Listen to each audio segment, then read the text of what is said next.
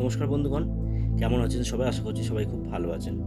আজকের বিষয় হচ্ছে মহিলাদের হাতে কোন রেখা থাকলে সেই মহিলার সৌভাগ্য বা পরিবারে শান্তি, জন্মের পর শান্তি এবং বিবাহের পর স্বামীর উন্নতির যোগ আমরা হাতে দেখতে পাই।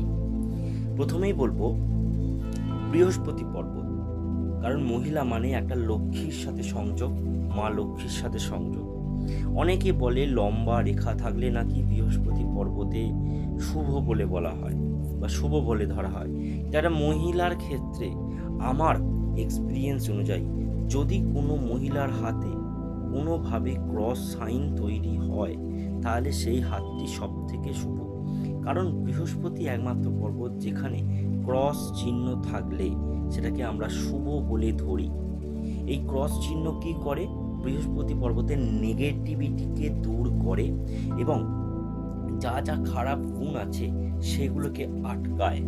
সব থেকে বড় জায়গা হচ্ছে এই হাতে দেখুন বৃহস্পতি নিজের জায়গায় উঠে নেই, একটু সাইডে অর্থাৎ শনি এবং বৃহস্পতির মধ্যখানে উঠে আছে। সেক্ষেত্রে এই ক্রস চিহ্ন তার পরিবারে অশান্তির জায়গা, তার মাথা গরম থেকে তাকে সরিয়ে রাখে। একটা মহিলার হাতে যদি এই ক্রস সাইন থাকে, এই ক্রস সাইন তার স্বামীকে পর্যন্ত সাপোর্ট করতে পারে। কিভাবে?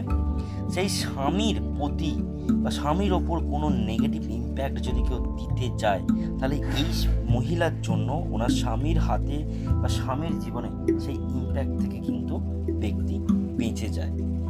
তাই বৃহস্পতি পর্বত মহিলাদের হাতে স্ট্রং বুঝতে গেলে সব থেকে আগে যেটা দেখতে হবে সেটা হচ্ছে বৃহস্পতি পর্বতে যেন ক্রস সাইন থাকে।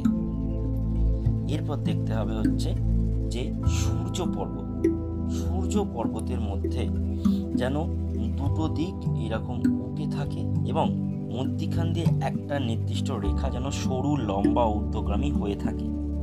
এর সাথে সাথে শনি পর্বতে একটি সোজা রেখা যেন একটু হলেও সূর্যর দিকে ঝুঁকে থাকে। তবে কিন্তু এই ধরনের ব্যক্তি বা এই ধরনের মহিলা আমরা বলি যে বিবাহের পর এই তিনটে চিহ্ন যদি কোনো মহিলার হাতে থাকে, বিবাহের পর অবশ্যই তার বাবার উচিত, মেয়েটার বাবার উচিত মা লক্ষ্মীর মতো পায়ের ছাপ নিয়ে, আলতা ভরা ছাপ নিয়ে বাড়িতে সেটাকে রেখে দেয়া, তাহলে সেই ব্যক্তির উন্নতি আটকাবে না। এবং এই ধরনের মহিলাদের জন্মের পরই পিতার উন্নতির জায়গা দেখা যায় এবং যখন শ্বশুর বাড়িতে যায় সেই শ্বশুর বাড়িতে উন্নতি মা লক্ষ্মীর মতো তারা আসে এবং সেই উন্নতি সাধন করে। তাই দেখে নেবেন বৃহস্পতি পর্বতে ক্রস যেন থাকে, হাতে শনি পর্বতে একটা হলেও সূর্য পর্বতের দিকে ঝোঁকা একটা যেন রেখা থাকে, আর সূর্য পর্বতের দুটো দিক যেন একটুখানি যেন উঠে থাকে এবং একটা মধ্যিখান থেকে যেন রেখা থাকে সোজা। এই যে সূর্য পর্বতের যখন দুটো দিকে যখন এই ঊর্ধ্বগামী রেখা থাকে তখন কি হয়? মান সম্মান যশ খ্যাতি নিয়ে আসে, স্বামীর ক্ষেত্রে নিয়ে আসে, নিজের ক্ষেত্রে নিয়ে আসে, পিতার ক্ষেত্রে নিয়ে আসে।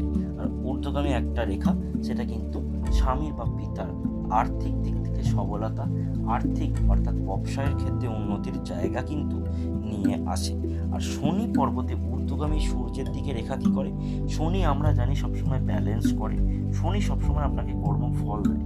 তাই যখন শনি পর্বতে ঊর্ধ্বগামী রেখা থাকে এবং সূর্যের দিকে ঝুঁকে থাকে তখন কি হয়? ব্যক্তিকে কোনো খারাপ পরিস্থিতিতে ফেলতে দেয় না এবং কোনো রকম কেউ যদি তন্ত্রক্রিয়া করে বা কেউ যদি ক্ষতি করার চেষ্টা করে বা দৃষ্টি দেয় তাহলে সেই পরিবারকে এবং সেই ব্যক্তিকে এবং সেই যার হাতে রেখা রয়েছে সেই মহিলাকে সেই যোগ থেকে কিন্তু বাঁচায়।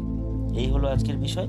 ভালো থাকলে অবশ্যই লাইক করবেন, ভালো লাগলে অবশ্যই লাইক করবেন, কমেন্ট করবেন, শেয়ার করবেন। আমার সাথে যোগাযোগ করতে চাইলে আমার হোয়াটসঅ্যাপ নাম্বারে যোগাযোগ করুন। নমস্কার, ধন্যবাদ।